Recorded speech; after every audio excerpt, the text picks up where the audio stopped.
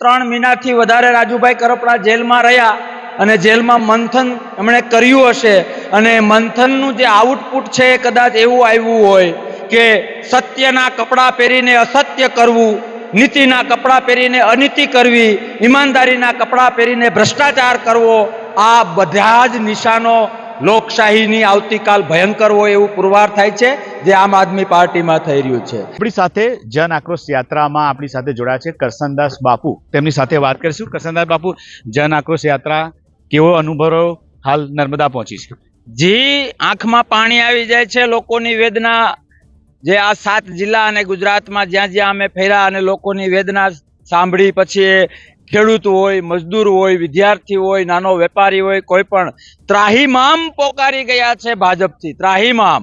અને એનો અવાજ બનવા માટે અમે નમ્ર પ્રયત્ન કરીએ છીએ અને લોકોનો આક્રોશ જોઈને, આ જન આક્રોશ જોઈને અમારો ભરોસો સ્ટ્રોંગ થયો છે કે 27માં ભાજપ ઘર ભેગી થશે અને ડંકાની ચોટ ઉપર કોંગ્રેસની સરકાર આવે છે। જી, બીજું કે રાજુ કરપડાએ આજે આમ આદમી પાર્ટીમાંથી રાજીનામું આપી દીધું છે, તમે પણ આમ આદમી પાર્ટીમાંથી રાજીનામું આપ્યું છે, તમને શું લાગે છે કે રાજુ કરપડાએ કેમ રાજીનામું આપ્યું હશે? ખેડૂત નેતા હતા, જેલમાં પણ ઘણા સમય તેમને આંદોલનને લીધે રહ્યા હતા, શું કહેશે? જી, રાજુભાઈ કરપડાનું રાજીનામું એ મારા માટે શોકિંગ નથી, કારણ કે હું વર્ષોથી જાણું છું।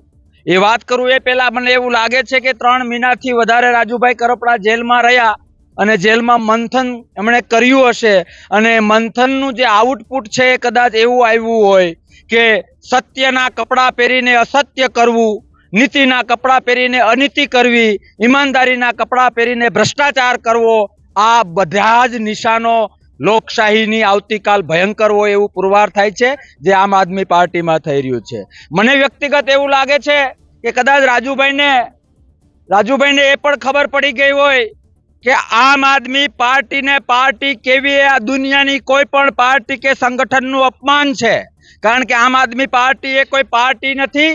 ભાજપને ડર લાગે છે કોંગ્રેસનો, એટલા માટે કોંગ્રેસના મત તોડવા માટે આમ આદમી પાર્ટી એ ભાજપનું વેપન છે અને આ બધી વાસ્તવિકતા જેલ દરમિયાન રાજુભાઈનો આભાસ દૂર થયો હોય અને વાસ્તવિકતા સમજાણી હોય।